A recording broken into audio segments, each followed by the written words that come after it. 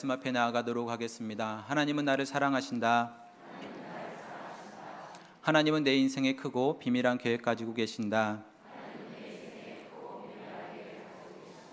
하나님은 오늘 또 나와 동행하셔서 그 계획 이루어 주신다. 아멘. 그렇게 될 줄로 믿습니다. 어느덧 휴가철도 이제 막바지에 이르게 되었습니다. 휴가하면 개인적으로 생각나는 연상되는 단어가 한 가지가 있습니다. 바로 여행이라는 단어입니다. 여행은 참 좋은 것 같습니다. 여행을 생각하면 정말 기대감을 갖고 설레임을 갖게 합니다. 특히나 여행을 출발하는 그 시간은 더욱더 그런 것 같습니다. 하지만 이 여행이 우리에게 주는 또 다른 그 마음 한편이 있는데, 그것은 바로 불안과 염려하는 마음입니다. 혹여나 이 긴 여행 기간 동안에 다치지는 않을까? 혹 무슨 사고는 일어나지 않을까? 심지어는 내가 가지고 있는 물건을 잃어버리지는 않을까? 여러 가지 불안해하고 염려하기도 합니다. 여행은 아니지만 이 같은 염려를 제가 초급 장교 시절에 군대에서 훈련을 받았을 때 이러한 염려를 할 때가 있었습니다. 이 사실은 장교들만 받는 그러한 훈련이었는데요. 어떠한 훈련이었냐면, 현재 내가 적의 지역에 들어와 있다는 상황을 가정하면서 적군 몰래 아군의 지역으로 이동을 하는 그러한 훈련입니다. 몰래 이동을 해야 하다 보니까 낮에는 이동을 하지 못하고 밤에만 이동을 해야 됐습니다. 이렇게 잠도 제대로 자지 못하고 계속해서 이동을 하다 보니까 피곤이 정말 계속해서 쌓여만 가고 있었습니다. 심지어는 저희 이 눈꺼풀이 반짝반짝하지 않습니까? 하지만 정말 그때는 정말 무겁게 느껴졌습니다. 30kg에 달하는 그 군장보다도 더 무겁게 느껴지기도 하였습니다. 정말 걸어가다가 깜빡하고 잠이 든 경우도 있었습니다. 한 번은 어느 마을에 다리를 건너가고 있는데, 동료들과 함께 다리를 건너가고 있는데 갑자기 한 동료가 사라진 것입니다. 이 동료가 어디로 갔나 주변을 두리거리며 살펴보니까 바로 다리 밑으로 떨어져 있었습니다.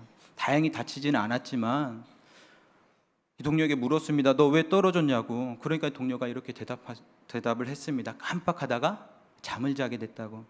마치 사람이 술에 취하듯 잠에 취하여서 걸어가다가 다리 밑으로 떨어진 것입니다. 술 취한 사람이 어떻게 걷습니까? 자기는 똑바로 이렇게 걸어간다고 하지만 지켜보는 사람은 흔들흔들 비틀비틀거리면서 거립니다. 마치 잠에 취하면 정말 우리가 걸어갈 때도 이러한 증상이 일어납니다. 그럼 이 같은 상황 속에서 저와 우리 동료들에게 간절한 바람이 있었다면 무엇이었냐면, 무사히 그냥 훈련만 잘 마치고 복귀하자는 마음뿐이었습니다. 이를 위한 상황 가운데 저에게도 간절한 마음이 하나가 더 있었는데요. 바로 하나님께서 나를 지켜주시기를 간절히 원하는 마음이었습니다. 정말 몸은 지칠 대로 지쳐있고 마음도 지쳐있고 한 발 한 발 나아가는 것이 너무 힘든 가운데 하나님께서 나에게 힘을 주시지 아니하시고 하나님께 나와 함께 하시고 지켜주시지 아니하시면 내가 이걸 끝까지 갈 수 있을까 하는 생각이 들었기 때문입니다. 오늘 말씀은 우리 성경에도 기록하고 있듯이 성전을 올라가는 노래, 즉 성전을 향하여 가는 말씀입니다. 당시 이스라엘 백성들은 성전을 향하면서 올라가면서 총 15편의 노래를 불렀는데, 저희 성경의 시편 120편에서 134편까지 총 15편의 말씀이 기록되어져 있습니다. 오늘 말씀은 그 중에 한 편인 121편의 말씀을 우리 성도님들과 함께 살펴보고자 합니다. 121편의 말씀을 묵상하면서 이러한 생각이 들었습니다. 과연 시인의 마음은 어떠했을까? 산을 오르는 시인의 마음은 어떠했을까? 예배를 드리기 위하여서 나아가는 시인의 마음이 정말 어떠했을까 궁금했습니다. 그런데 본문 가운데 살펴보시면은 시인의 마음이 직접적으로 표현되어 있지 않습니다. 예를 들면 이런 표현입니다. 하나님, 내가 심히 두렵습니다. 적들이 나를 에워싸고 공격하고 있습니다. 그들이 나를 미워합니다. 그리하여 내가 주님께 부르짖습니다. 이 같은 표현이 오늘의 본문 가운데는 없다는 것입니다. 그런데 우리가 오늘 본문 안에서 시인의 그 상황과 마음이 어떠했는지를 살펴볼 수 있는 근거가 되는 두 가지 핵심되는 단어가 있는데, 유독 반복되는 두 단어입니다. 하나는 여호와라는 단어이고 하나는 지키시다라는 단어입니다.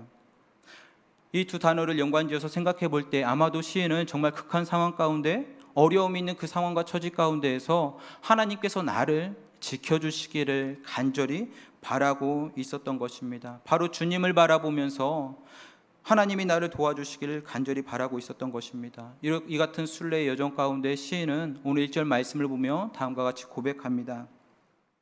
1절 말씀을 함께 보시도록 하겠습니다. 제가 읽겠습니다. 내가 산을 향하여 눈을 들리라. 나의 도움이 어디서 올까? 아멘. 1절 말씀을 묵상하다 보면 이런 생각이 듭니다. 마치 시인이 산 정상에 올라가서 시원한 산바람을 맞으면서 그 정상들을 바라보면서 나의 도움이 어디서 올까? 산들을 바라보면서 하고 있는 그런 평온한 가운데 하는 미처 그런 고백처럼 느껴집니다. 하지만 오늘 말씀 가운데 시인의 고백은 이러한 고백이 아닙니다. 누군가의 도움이 정말 필요한 그 상황 가운데에서, 절박한 가운데에서 시인은 말하고 있는 것입니다. 그리고 산을 바라보고 있는 것입니다. 왜냐하면 예루살렘 성전으로 향하여 나아가는 그 길은 때로는 메마른 광야를 지나야 하는 길이었고, 험한 산은 가파른 산을 오르기도 하는 그러한 길이었습니다. 심지어는 갑자기 야생동물이 출현을 해서 자신을 위협하기도 하는 그러한 상황이었기 때문입니다. 여러 가지 상황들, 자신들을 위협하는 그러한 상황 가운데 시인은 지금 내가 산을 향하여 눈을 들리라. 나의 도움이 어디서 올까? 이러한 고백을 하고 있는 것입니다. 그렇다면 이러한 궁금증이 생깁니다. 왜 시인은 자신의 도움을 그 산을 바라보면서, 왜 산을 바라보면서 구하고 있는 것일까? 바다도 아니고 다른 것도 아닌 왜 산을 바라보고 있는 것일까? 시인의 마음을 조금이라도 이해하기 위해서 저희 집에 가는 길에 불곡산이 있습니다. 불곡산을 바라보면서 이 1절 말씀을 계속해서 묵상해 보았었습니다. 내가 산을 향하여 눈을 들리라. 나의 도움 어디서 올까? 내가 산을 향하여 눈을 돌리라. 나의 도움 어디서 올까? 계속해서 말씀을 되새기며 묵상해 봤지만 나의 도움이 절대 불곡산에서 올 것 같다는 생각은 들지 않았습니다. 그렇다면 왜 시인은 계속해서 그 산을 바라보면서 자신의 도움을 구하고 있었던 것일까? 여기에는 두 가지 이유가 있습니다. 첫 번째로 여기에서 산은, 말씀 가운데 산은 시온산을 의미하는데, 지금 시인은 사실 그 산을 바라보고 있다고 하지만 산을 바라보는 것이 아니라 그 산 위에 있는 성전을 바라보고 있었던 것입니다. 더 정확히 표현하자면 이 성전 안에 임재하고 계신 그 하나님을 바라보면서 시인은 자기의 도움을 구하고 있었던 것입니다. 시인이 산을 바라본 두 번째 이유가 있는데, 당시에 시온산은 하나님의 보호하심을 상징하는 곳이었기 때문입니다. 이스라엘 사람들은 주변의 높은 산들이 마치 예루살렘과 성전을 둘러싸고 있는 것을 마치 암탉이 날개를 펴서 자기의 새끼를 품고 있는 것 같이, 보호하고 있는 것 같이 여기면서 하나님께서 예루살렘과 성전을 보호하고 있다고 믿어왔습니다. 그렇기 때문에 하나님의 그 보호하심이 있는 그 시온산을 바라보면서 시인 역시도 다급하고 절박하고 누군가의 도움이 필요한 상황 가운데서 하나님께서 나를 도와주시기를 간절히 사모하면서 바라보고 있었던 것입니다. 이 같은 마음 가운데 2절 말씀을 보시면 시인은 다음과 같이 고백합니다. 우리 함께 보도록 하겠습니다. 제가 읽겠습니다. 나의 도움은 천지를 지으신 여호와에게서로다. 아멘. 시인의 이 같은 고백을 통하여서 볼 때 시인은 분명히 알고 있었던 것 같습니다. 자신의 도움이 어디에서 오는지를 알고 있었습니다. 모르고 산을 바라보면서 나의 도움이 어디서 올까, 이 고백을 한 것이 아니라 자신의 도움이 하나님이 임재하고 계시는 그 산에서 하나님으로부터 옴을 알고 고백했던 것입니다. 그래서 나의 도움은 천지를 지으신 여호와에게서로다라고 고백하고 있는 것입니다. 본문 가운데에서 천지를 지으신 여호와, 그 하나님은 단지 하늘과 땅을 지으신 그 하나님을 의미하는 것이 아닙니다. 하늘 아래 모든 것, 땅 위의 모든 것, 모든 만물을 창조하시고 다스리시는 그 하나님을 의미하는 겁니다. 따라서 시인은 지금 바라보고 있는 것은 우주 만물을 창조하시고 다스리고 계시는 그 하나님을 바라보고 고백하고 있는 것입니다. 사랑하는 성도 여러분, 정말 우리가 인생을 살다 보면 얼마나 많은 일들을 경험하게 됩니까? 때로는 정말 여러 가지 일들을 경험하게 되는데 어찌할 바를 알지 못하여서 헤매이는 일들도 많이 있습니다. 심지어는 정말 우리가 어떠한 능력으로도, 내가 가지고 있는 물질로도 지혜로도 아무것도 할 수 없는 상황 앞에서 단지 때를 기다리면서, 하나님의 때를 바라보면서 기다리며 이 문제가 해결되기를 원하고 있지는 않습니까? 이 같은 상황 속에서 우리가 바라봐야 할 것은 바로 천지를 창조하신 그 하나님이심을 믿으시길 바랍니다. 우리의 유일한 도움이 되시는 그 하나님을 바라보시길 원합니다. 오늘 이 시간 정말 이러한 우리의 도움이 되시고 우리를 지켜주시는 그 하나님께서 우리를 어떻게 도와주시는지를 한번 말씀 가운데 살펴보고자 합니다. 첫째로 우리를 지키시는 하나님은 우리를 실족하지 않게 하십니다. 우리 함께 3절 말씀이 있는데요, 함께 봉독하도록 하겠습니다. 함께 읽겠습니다. 시작.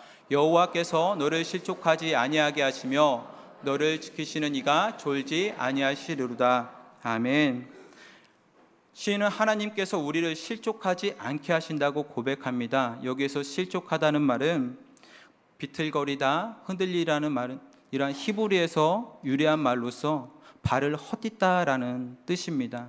즉 하나님께서는 우리의 한 걸음 한 걸음을 헛딛지 않도록 지켜주신다는 것입니다. 마치 이제 막 걷기 시작한 어린아이의 두 손을 꼭 잡고 엄마가 그 발걸음을 쳐다보면서 아장아장 걸을 수 있도록 바라보고 있는 것처럼 하나님께서는 우리의 그 걸음 한 걸음 한 걸음 한 걸음 한 걸음을 지켜보고 계신다는 것입니다.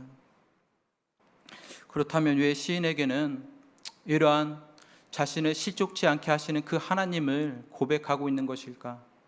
왜 시인은 하나님에게 나의 걸음 한 걸음 한 걸음 한 걸음을 지켜달라고 고백하고 있는 것일까? 앞서 말씀드렸듯이 예루살렘 성전을 향하여 나아가는 그 길은 정말 때로는 메마른 광야의 길이요 거친 산을 올라가는 길이었기 때문입니다. 시온산보다도 더 높은 산을 때로는 올라가야 하기도 했습니다. 한번 시인의 입장이 되어서 생각해 보시길 원합니다. 메마른 광야의 길을 걸어가고 있습니다. 마실 물도 없습니다. 가파른 산을 올라가고 있습니다. 손에는 잔뜩 성전을 향하여 가는데 물건을 들고 가고 있습니다. 차마 두고 가고 싶지만 버릴 수도 없는 상황입니다. 가도 끝이 없는 그 길을 가면서 정말 시인은 아픈 다리를 계속해서 두들기며 나아갔을 것입니다. 다리는 아파만 오고 발걸음은 무겁게만 느껴질 것입니다. 이 같은 상황 가운데 그는 하나님을 바라본 것입니다. 그 하나님께서 나를 실족치 않게 하실 거라는 믿음이 있었던 것입니다. 아마도 예루살렘 근처에 사는 사람들에게는 성전에 가는 그 길이 큰 어려움이 없었을 것입니다. 하지만 성전 밖 저 멀리에서 수십 킬로, 수백 킬로 떨어진 이들이 절기를 지키기 위하여서 성전에 가기 위해서 나아가는 그 순례의 여정은 쉽지만은 않았을 것입니다. 이러한 상황 속에서 정말 가파른 산도 올라가며 때로는 내가 발을 헛딛고 넘어지지는 않을까, 때로는 정말 내가 발을 헛디딤으로 말미암아 낭떠러지에는 떨어지지 않을까 시인은 노심초사하면서 한 발 한 발 나아갔을 것입니다. 그렇다면 하나님께서는 우리의 한 걸음 한 걸음을 정말 어떻게 지켜주실 수 있을까? 이 일이 대체 어떻게 가능할까? 때로는 우리 부모님들도 우리 아이들을 정말 정성스럽게 키운다 하지만 방심한 사이에, 아차한 사이에 우리의 자녀들이 사고를 당하거나 아픈 경우가 얼마나 많이 있습니까? 하지만 하나님께서는 바로 우리의 걸음걸음 하나하나를 인도해 주신다고 고백합니다. 실족치 않게 하신다고 고백합니다. 이 같은 이유가 무엇인지 우리 4절 말씀을 함께 보도록 하겠습니다. 제가 읽도록 하겠습니다. 이스라엘을 지키시는 이는 졸지도 아니하시고 주무시지도 아니하시리로다. 아멘. 바로 우리를 실족해 하지 않게 하시는 그 하나님께서는 졸지도 않고 주무시지도 않기 때문에 가능하다는 것입니다. 당시 고대 근동 사람들은 자신의 신들이 자고 있다고 생각을 하였습니다. 평상시 자고 있기에 이 신들의 이름을 불러서 깨워야 자기를 도와준다고 생각을 했습니다. 열왕기상 18장 말씀을 보면 우리가 잘 알고 있는 갈멜산 전투 이야기가 나옵니다. 하나님을 섬기는 엘리야와 바알과 아세라를 섬기는 이방 신들이 대결하는 장면입니다. 어떠한 대결이었습니까? 서로가 믿는 신들에게 하늘로부터 불을 내려달라고 하는 그러한 대결이었습니다. 이때 엘리야가 이방 선지자들에게 먼저 제안을 합니다. 너희들이 먼저 너희들이 믿는 신들에게 제사를 지내서 그 신들의 이름을 불러가면서 불을 내리게 하라고. 이에 이방 신들이 아침부터 낮까지 바알이여 바알이여 바알 아무리 정말 바알이여 우리에게 불을 내려 주소서, 우리에게 응답하소서. 아무리 이름을 불러봐도 하늘에서 불은 내리지 않았습니다. 그때 엘리야가 그들을 조롱하며 뭐라고 얘기합니까? 열왕기상 18장 27절 말씀을 함께 보시겠습니다. 제가 읽겠습니다. 정오에 이르러는 엘리야가 그들을 조롱하여 이르되 큰 소리로 부르라. 그는 신인즉 묵상하고 있는지, 혹은 그가 잠깐 나갔는지, 혹은 그가 길을 행하는지, 혹은 그가 잠이 들어서 깨워야 할 것인지 하매 아멘. 다시 말해서 엘리야는 지금 야, 너희들의 신 자고 있는 거 아니야? 더 크게 소리 질러서 깨워야 되는 거 아니야?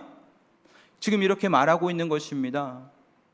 그때 이방 선지자들이 어떻게 했습니까? 심지어는 자기들의 몸을 학대하면서 피를 흘리며 자기의 신들의 이름을 불러갔지만 결코 불은 내리지 않았습니다. 그러나 우리를 지키시는 하나님은 이방 신들과 다릅니다. 우리가 믿는 하나님은 우리가 부르짖어 깨워서 우리를 도움을 요청해야 하는 그런 하나님이 아니십니다. 우리를 지키시는 하나님은 졸지도 아니하시고 주무시지도 아니하시는 겁니다. 사랑하는 성도 여러분, 우리가 믿는 하나님 마치 순찰차가 시간을 정해놓고 그 지역을 순찰하면서 지키시는 분이 아닙니다. 또한 우리가 위급한 상황에서 긴급 통화를 하듯이 우리의 상황과 처지를 알리며 위치를 알리며 나를 도와주세요, 이렇게 말해야 도와주는 그러한 하나님도 아니십니다.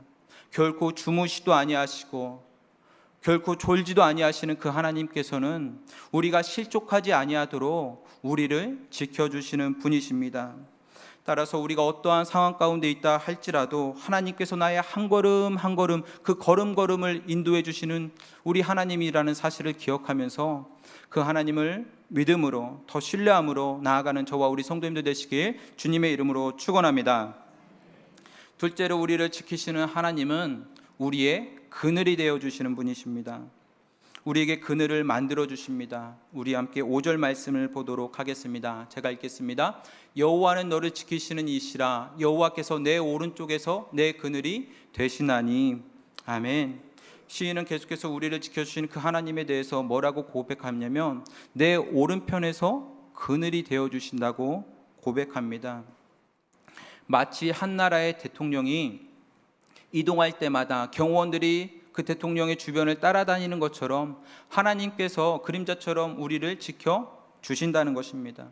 일반적으로 성경에서 하나님의 오른손, 오른편은 하나님의 강한 권세와 능력을 의미합니다. 그리고 본문 가운데 그늘은 뜨거운 햇빛을 피할 수 있는 보호처, 하나님의 보호를 상징합니다. 이 같은 하나님의 보호하심이 우리 곁에 항상 거하면서 우리 어떠한 상황 가운데 있다 할지라도 우리를 지켜주시는 분이라고, 하나님의 강한 능력으로 우리를 지켜주시는 그분이 바로 우리가 믿는 하나님이라고 시인은 고백하고 있는 것입니다. 그럼 이런 생각이 듭니다. 왜 시인에게는 이러한 그늘이 필요했을까? 왜 자신을 항상 따라다니면서 자신을 보호해줄 이러한 보호처가 시인에겐 필요했을까? 팔레스타인 지역의 특성상 낮에는 정말 뜨거웠고 뜨거운 그 태양빛에 이동하기가 참으로 힘들었습니다. 또한 밤에는 혹독한 추위로 인하여서 걸어가기도 힘들었습니다. 이렇게 온도차가 심하기에 또한 그 순례의 길을 나아가는 그 여정 가운데는 때로는 아프거나 때로는 병드는 경우도 있었을 것입니다. 이러한 상황 가운데 6절 말씀을 보면 시인은 이렇게 고백합니다. 낮에 해가 너를 상하게 하지 아니하며 밤의 달도 너를 해치지 아니하리로다. 아멘. 시인은 하나님께서 우리의 오른편에서 그늘이 되어 주시면서 낮의 해가 우리를 상하게 하지 않는다고 고백하고 있습니다. 이 말씀은 좀 이해가 됩니다. 한번 생각해 보시기 원합니다. 뜨거운 햇빛 한여름에 밖에 나가 서 있는 것조차 얼마나 힘이 듭니까? 특히 팔레스타인 지역의 햇빛은 얼마나 뜨겁고 강렬했던지 심지어는 정말 정신이 혼미할 정도였다고 합니다. 어린아이와 같은 경우에는 열사병으로 죽는 경우도 있었다고 합니다. 요나서 4장 8절 말씀을 보면 얼마나 햇볕이 뜨거웠고 따가웠던지 요나가 이렇게 이야기합니다. 함께 보시겠습니다. 제가 읽겠습니다. 해가 뜰 때 하나님이 뜨거운 동풍을 예비하셨고 해는 요나의 머리에 쪼임에 요나가 혼미하여 스스로 죽기를 구하여 이르되 사는 것보다 죽는 것이 내게 나으니이다 하니라. 아멘. 지금 요나가 햇빛이 얼마나 뜨거웠던지 정신이 혼미해진 상태에서 머리를 쪼이며 제 머리는 쪼이지 않겠습니다. 머리를 쪼이면서 하나님께 불평하고 있는 것입니다. 원망하고 있는 것입니다. 하나님 너무 덥습니다. 너무 뜨겁습니다. 내가 차라리 사는 것보다 죽는 것이 더 낫겠다고 하나님께 고백하고 있는 것입니다. 또한 엘리야 이야기 중에 열왕기상 4장 말씀을 보시면 해가 너무 뜨거워 아이가 죽는 이야기가 기록되어져 있습니다. 어느 한 아이가 아버지가 추수하는 곳에 갔었습니다. 그곳에서 사람들과 있었는데 아이가 갑자기 내 머리야 내 머리야 하면서 아버지에게 고통을 호소하는 겁니다. 다급한 아버지는 이 아이의 그 상황을 바라보면서 사환을 통해서 어머니에게 보내려 하였지만 결국 이 아이가 열사병으로 죽었다는 이야기가 기록되어져 있습니다. 그런데 문제는 낮의 해뿐만이 아니었습니다. 밤의 달도 시인과 순례자들에게는 큰 문제였던 것입니다. 그런데 사실 이 부분은 쉽게 이해가 되지 않습니다. 왜 밤의 달이 문제가 되었을까? 밤의 달이 환하게 비춰줘야 시원하고 선선할 때 오히려 걸어가는 데 더 도움이 될 것 같은데 왜 시인은 밤의 달이 자기를 해친다고 생각하면서 하나님으로부터 보호해달라고 고백하는 것일까? 당시 사람들에게 밤의 달 역시 치명적으로 여겨졌기 때문입니다. 한번 생각해 보시기 원합니다. 해는 항상 둥근 모양으로 모양의 변함이 없이 떠 있습니다.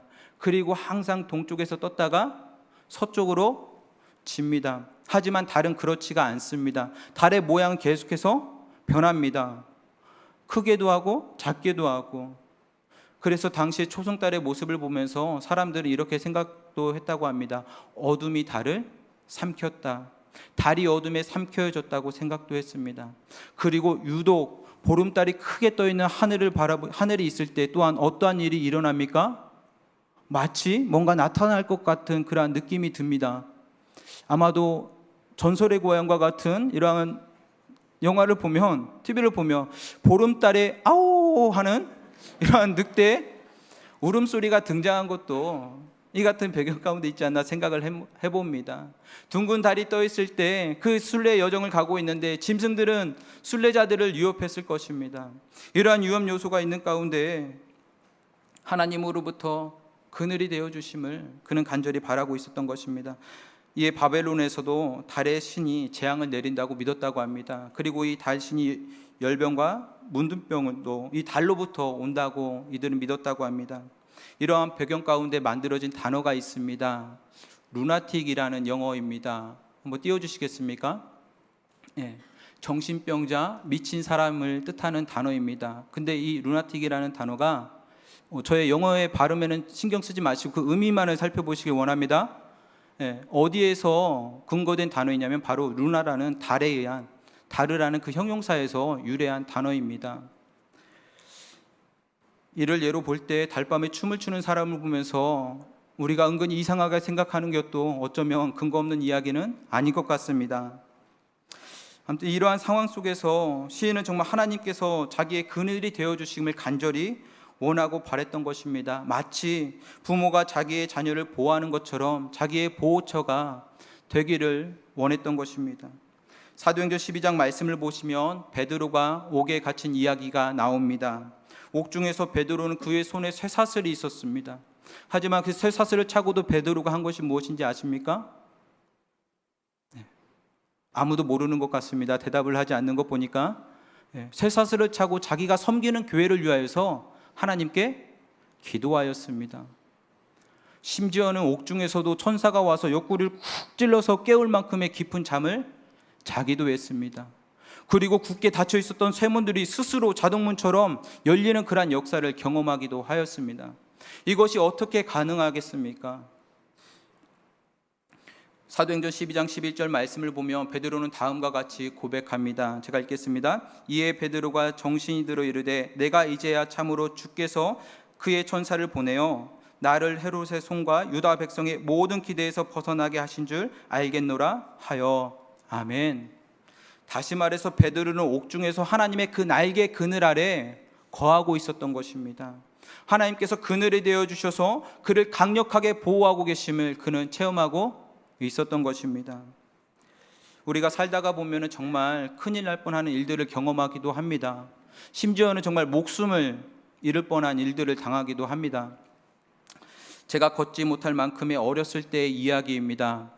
걷지 못할 만큼의 어렸을 때 이야기를 한다니까 어떻게 기억해서 이 이야기를 하지 하는 속으로 생각하시는 성도님들 계실 텐데, 저의 기억으로부터 이 말씀을 드리는 것이 아니라 저의 부모님의 말씀과 저희 형님의 이야기로부터 이 말씀을 드림을 먼저 밝혀드립니다. 제가 어렸을 때 집에서 큰 불이 난 적이 있다고 합니다. 방화의 원인은 바로 형이 라이터를 가지고 놀다가 불을 낸 거라고 합니다. 그런데 제가 그 불을 향해서 걸어가고 있었다고 합니다. 걷지도 못한 아이가 그 불이 얼마나 뜨거운지 무서운지를 알겠습니까? 그냥 뭔가 반짝반짝거리니까, 움직이니까 그 불을 쫓아서 가지 않았겠습니까? 그런데 그때 마치 아이언맨처럼 저희 형이 나타나서 저를 안고 밖으로 나갔다는 겁니다. 그리고 어머님에게 이렇게 말했다고 합니다. 엄마, 현이가 불 냈어! 저희 어머님은 형의 이 말을 믿지 않았습니다. 왜냐하면 걷지도 못하는 아이가 어떻게 라이터를 켜고 불장난을 할 수가 있겠습니까? 아무튼 저는 형의 불장난에 심한 화상을 당하거나 아니면 혹 모르겠지만 생명의 위협을 당할 수도 있었습니다. 하지만 때로 한편으로는 또 방화범이었던 형을 통하여서 저의 목숨을 건짐을 받고 오늘 이 자리 가운데서 우리 사랑하는 성도님들과 함께 말씀의 은혜를 또한 나누고도 있습니다. 정말 병 주고 약 주고 하는 경우가 이 경우가 아닌가 생각을 해봅니다. 집에서 이 사건이 회자될 때마다 저는 이렇게 이야기합니다. 하나님께서 나를 지켜주셨다. 하나님께서 나의 그늘이 되어주시고 나와 함께 해주셨다. 하나님께서 내 오른편에서 그늘이 되어주셨기에 내가 지금 있다고 저는 고백합니다. 왜냐하면 실제 저를 급하게 안고 나온 사람은 저희 형이 맞지만 어머님께서 이렇게 말씀해 주셨기 때문입니다. 형도 어린데 그 다급한 상황 속에서 너를 어떻게 껴안고 바로 나왔을지 어머니도 이해가 안 된다는 것입니다. 사랑하는 성도 여러분, 우리의 오른편에서 그늘이 되어주시는 그 주님을, 그 하나님을 바라보시길 원합니다. 항상 우리의 곁에서 그늘이 되어주신 그 하나님께서는 우리의 어떠한 유혹 요소로부터도 우리를 지켜주실 것입니다. 우리를 지키시는 그 하나님의 그 그늘 아래 우리가 거하고 있을 때 우리를 해할 자는 아무도 없을 것입니다. 우리를 지키시는 하나님은 우리를 실족해 하지 아니하시는 하나님이십니다. 우리를 지키시는 하나님은 우리의 오른편에서 그늘이 되어주시는 하나님이십니다. 이 하나님을 믿고 신뢰하며 날마다 주님의 그늘 아래 거하길 원하는 저와 우리 성도님들 되시기에 주님의 이름으로 축원합니다. 끝으로 우리를 지키시는 하나님은 우리의 모든 환난을 명쾌하십니다. 우리 7절 말씀을 함께 보도록 하겠습니다. 제가 읽겠습니다. 여호와께서 너를 지켜 모든 환난을 명쾌하시며 또 내 영혼을 지키시리로다. 아멘. 시인은 끝으로 우리를 지키시는 하나님께서 우리를 지켜주신다, 모든 환난에서 명쾌하여 주신다, 우리의 영혼을 지켜주신다라고 고백하고 있습니다. 하지만 우리는 자칫하면 이 본문의 말씀은, 본절의 말씀을 오해할 수가 있습니다. 왜냐하면 하나님께서 우리를 모든 환난으로부터 명쾌하신다는 이 말씀 때문입니다. 명쾌해 하신다는 이 말씀을 마치 우리가 그 환난 가운데에서 환난을 당하지 않는다라고 오해를 할 수도 있습니다. 실제로 우리가 전도할 때 정말 힘든 사람이 있으면 어떻게 생각합니까? 이때다 싶어가지고 뭐라고 이야기합니까? 예수님 한번 믿어보라고, 교회 한번 와보라고, 하나님께서 그 문제 다 해결해 주실 거라고, 그 문제 다 피해갈 수 있을 거라고 이야기하지 않습니까? 이 말씀이 틀린 말씀은 아닙니다. 하지만 옳은 말씀도 아닌 것 같습니다. 본문에 우리 7절의 말씀을 원문으로 보면 명쾌하신다는 이 단어가 사실 사용되어 있지는 않습니다. 우리말로 번역된 이 명쾌하신다는 단어는 뒤에 바로 이어 나오는 지키다라는 동사와 동일한 동사로 쓰여져 있음을 알 수가 있습니다. 따라서 하나님께서는 우리 모든 환난 가운데서 우리를 지켜 주신다는 것입니다. 이를 통해서 우리의 영혼을 지켜주시고 우리의 삶을 지켜주시고 우리의 생명을 지켜주신다는 겁니다. 이스라엘 백성들이 광야 생활을 하면서 40년 동안 어디에서 하나님의 그 돌보심을 경험하였습니까? 바로 광야입니다. 다니엘이 사자굴에 들어가서 하나님의 지키심을 받았던 곳도 어디입니까? 바로 사자굴이었습니다. 다니엘과 세 친구도 마찬가지입니다. 풀무불 그 가운데에서 하나님의 지키심을 경험했던 것입니다. 시인은 그래서 고백하고 있는 것입니다. 나의 도움이 필요한 그 간절히 절박한 그 상황 가운데서 하나님께서 그 고난의 현장 가운데서 나를 지켜주고 계심을 고백하고 있는 것입니다. 사랑하는 성도 여러분, 하나님께서 나를 지켜주심은 그 환난을 명쾌하심으로써가 아니라 그 고난의 현장에서 나를 지켜주시는 이 사실을 기억하시길 원합니다. 그 현장에서 우리를 지켜주신 그 하나님을 지금 고백하고 있는 것입니다. 주님은 우리의 모든 일상의 그 삶의 가운데에서 우리의 모든 환난과 고통과 그 고난이 있는 그 삶의 현장에서 고난이 있다 할지라도 우리의 생명을 지켜주시는 것입니다. 심지어는 이러한 고난 가운데에서 하나님의 지키심으로 말미암아 그 지키심을 넘어 많은 믿음의 사람들은 은혜의 열매, 말씀의 열매를 또한 맺으며 살아가기도 합니다. 말씀 전에 우리 인도 단기 선교 영상을 잠깐 보았는데요. 이에 대해서 한번 말씀을 나누고자 합니다. 지난 화요일 인도 단기 선교팀이 모든 일정을 마치고 귀국만을 남겨놓은 그러한 일정이었습니다. 한국 시간으로 화요일 오전 11시 46분에 인도 단기 선교팀을 후원하는 카톡방에 우리 선교팀을 이끌고 가셨던 이지훈 강도사님으로부터 상황과 기도 제목이 올라왔었습니다. 내용은 이렇습니다. 기도 후원자 여러분, 현지 시간 8시 인사드립니다. 저희는 어제 바라나시에 안전하게 도착했습니다. 비행기에서 내릴 때는 소나기가 쏟아졌지만 짐을 싣고 차를 타고 이동할 때는 비가 오지 않는 은혜도 경험하게 하셨답니다. 이하의 내용은 생략하겠습니다. 그리고 이 같은 기도 제목들이 3가지가 올라왔습니다. 첫 번째 기도 제목은 오늘 바라나시 공항까지 가는 일정 중에 특별히 문제가 없게 하시고 계획대로 델리로 잘 돌아올 수 있도록. 두 번째 기도 제목은 델리에서 한국으로 올 때 홍콩을 경유하게 되는데 홍콩이 어제까지 공항 마비 사태가 있어 어려움이 예상됩니다. 아무런 문제 없이 한국에 귀국할 수 있도록. 마지막으로 팀원들과 선교사님들에게 힘을 주셔서 마지막까지 모든 일정 잘 소화할 수 있도록. 이 같은 기도 제목이었습니다. 그리고 다음 날 수요일 오후 12시 56분에 이지훈 강도사님으로부터 다시 한 번의 내용이 전해졌습니다. 기도 후원자 여러분, 태국 방콕 현지 시간 10시 45분에 인사드립니다. 저희는 어제 홍콩 시위로 인해 홍콩 경유가 불가해 갑자기 예약되었던 티켓이 취소되는 상황이 발생했습니다. 여러 가지 방법을 찾던 중 인도 현지에서 여행사를 하시는 한국인 권사님을 통해 급히 방콕 경유 티켓을 구할 수 있었고 팀원 16명이 전원 탑승할 수 있는 17자리가 마련되어 있는 비행편이 있었습니다. 이 시점에서 아멘이 나와야 되는데 다음에 또 있습니다. 기회가 한 번 더 있으니까 크게 아멘 하시길 바랍니다.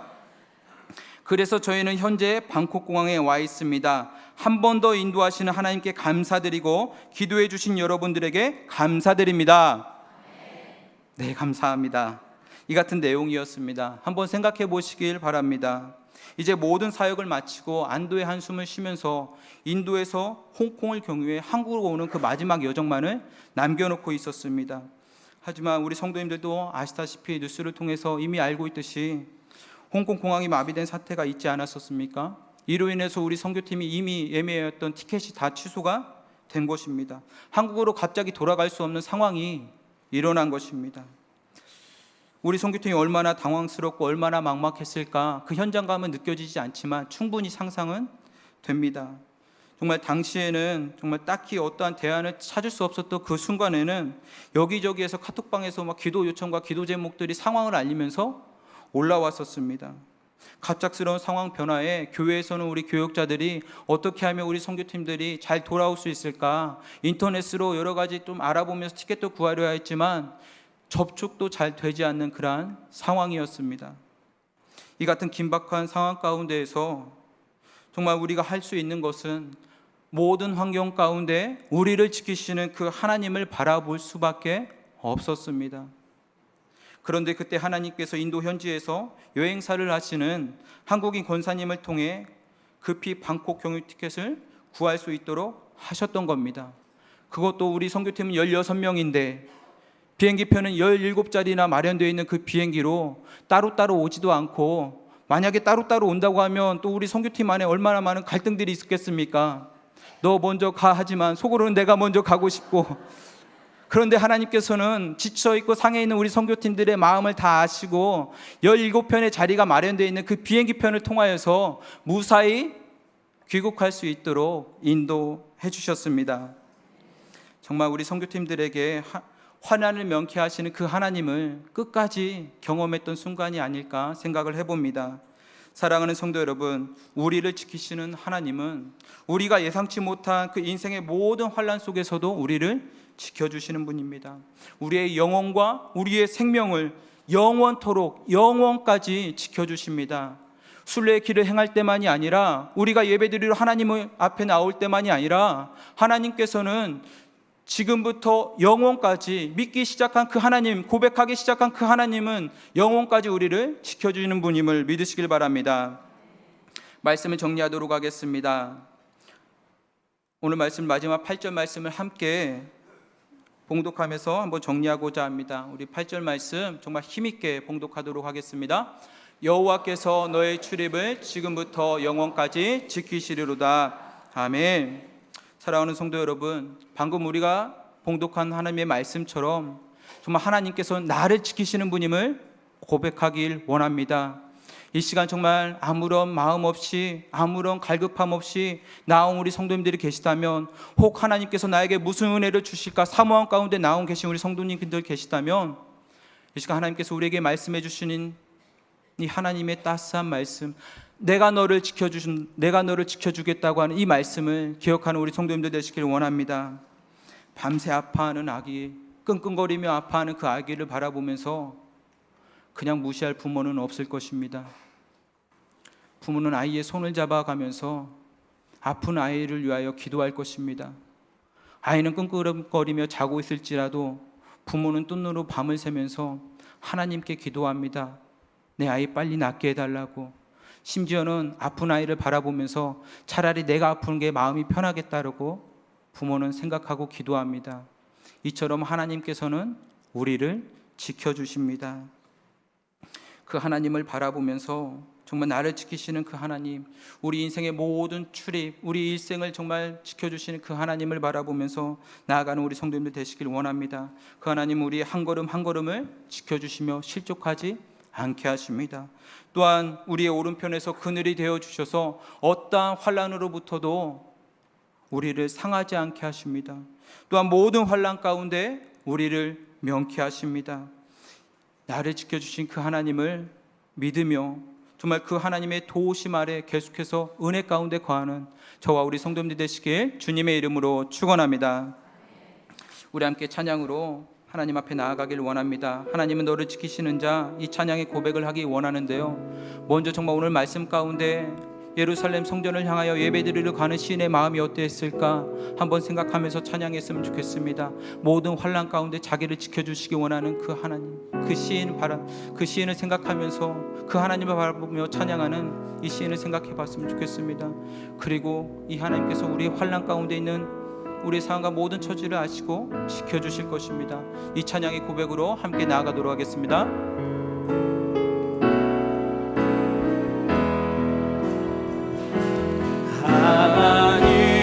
하나님은 너를 지키시는 자, 너의 우편에 그늘 되시니 낮의 해와 밤의 달도 너를 해치 못하리. 하나님은 너를 지키시는 자, 너의 환난을 면케하시니 그가 너를 지키시리라. 너의 출입을 지키시리라. 우리의 눈을 들어 하나님을 바라보기를 원합니다. 눈을 들어 산을 보아라. 너의 노는 어디서 오나. 천지 지으신 너를 만드신 우리 한 번 더 고백하도록 하겠습니다. 우리의 상황 가운데 나를 지켜주신 그 하나님을 바라보면서 고백합니다. 하나님은 너를 지키시는 자, 너의 우편에 그늘 대시니 낮의 해와 밤의 달도 너를 해치 못하리. 하나님은 너를 지키시는 자, 너의 환난은 면케하시니 그가 너를 지키시리라. 너의 출입을 지키시리라. 눈을 들어 산을 보아라. 너의 도는 어디서 오나. 천지 지으신 너를 만드신